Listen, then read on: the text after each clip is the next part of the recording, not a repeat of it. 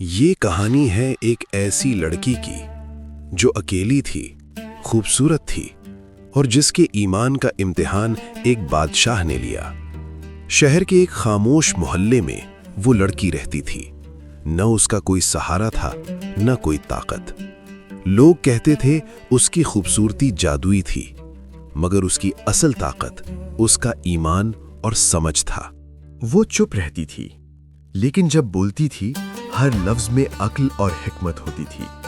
اس کی دوست آمنہ اکثر کہتی، تم اتنی اکیلی کیوں ہو؟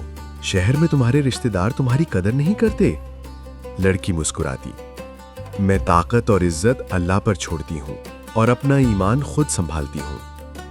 ایک دن محل کے سپاہی اس کے دروازے پر رکے اور انہوں نے کہا کہ بادشاہ نے تمہیں محل میں پیش ہونے کا حکم دیا ہے۔ لڑکی نے پیغام سنتے ہی سمجھ لیا کہ یہ صرف دعوت نہیں، یہ امتحان ہے۔ اس نے گھبراہٹ کو اپنے چہرے پر نہیں آنے دیا۔ وضو کیا، 2 رکعت نفل پڑھے اور اللہ سے دعا کی، یا رب، میری عزت میری طاقت نہیں، میری امانت ہے۔ جب وہ محل پہنچی، ہر دروازہ ایک کے بعد ایک بند ہوتا گیا، جیسے وہ دھیرے دھیرے دنیا سے الگ ہو رہی ہو۔ آخر کار وہ ایک اندھیرے کمرے میں کھڑی تھی جہاں بادشاہ اکیلا بیٹھا تھا۔ بادشاہ نے مسکراتے ہوئے کہا، تمہیں پتہ ہے تم یہاں کیوں آئی ہو؟ لڑکی نے سر جھکا کر کہا، جی۔ بادشاہ نے کہا، تم اگر چاہو تمہاری زندگی ابھی بدل سکتی ہے۔ دولت، محلز اور حفاظت، بس میری بات مان لو۔ کمرے میں خاموشی چھا گئی، صرف سانسوں کی آواز سنائی دے رہی تھی۔ لڑکی نے دھیرے سے پوچھا، بادشاہ سلامت، کیا طاقت کا مطلب یہی ہوتا ہے کہ جو چیز چاہیں وہ زبردستی حاصل کر لی جائے؟ بادشاہ چپ ہو گیا۔ اس وقت کمرے کے ایک کونے میں بادشاہ کا وزیر مرزا چھپا ہوا تھا۔ اس نے دھیمی آواز میں کہا، حضرت، یہ لڑکی شاید معمولی نہیں۔ لڑکی نے بات جاری رکھی، اگر طاقت یہی ہوتی تو پھر قید اور بادشاہی میں کیا فرق ہوتا؟ بادشاہ کے چہرے پر پہلی دفعہ الجھن نظر آئی۔ پھر لڑکی نے پوچھا، اگر آج آپ اپنے نفس کی بات مان لیں تو کل جب آپ تنہا اپنے تخت پر بیٹھ کر خود سے سوال کریں گے، کیا آپ اپنی نظر خود سے ملا سکیں گے اور خود کو انصاف پسند بادشاہ کہہ سکیں گے؟ بادشاہ آگے بڑھنے ہی والا تھا، لیکن رک گیا۔ اس وقت ایک اور کریکٹر سامنے آیا، بادشاہ کا ساتھی اور دوست شامون، جو اکثر بادشاہ کو مشورے دیتا تھا۔ شامون نے کہا، حضرت، یہ لڑکی شاید صرف ایمان سے نہیں، عقل سے بھی آپ کے سامنے کھڑی ہے۔ لڑکی نے آہستہ کہا، جو عورت مجبوری میں ہاں کہہ دے اسے جیت نہیں کہتے، اور جو بادشاہ اپنے نفس کو ہرا دے تاریخ اسے عزت سے یاد رکھتی ہے۔ کمرے میں گہری خاموشی چھا گئی۔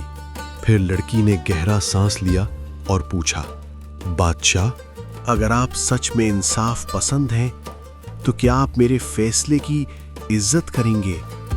بادشاہ خاموش ہو گیا۔ اس کے ساتھی شمون نے دھیرے سے کہا، حضرت، شاید یہ لڑکی آپ کو سب سے بڑے امتحان میں ڈال رہی ہے۔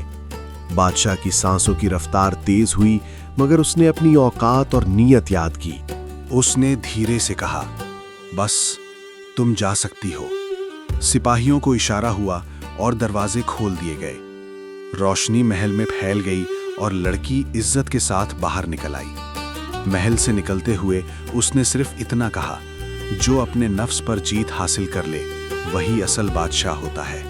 شہر کے لوگوں نے بعد میں کہا، اس دن کے بعد بادشاہ نے زنا چھوڑ دیا اور باقی گناہ بھی چھوڑ دیے، اور یوں ایک اکیلی لڑکی نے صرف اپنی عقل اور ایمان سے اپنی عزت کو بچا لیا اور بادشاہ کو گناہ سے پیچھے ہٹنے پر مجبور کر دیا۔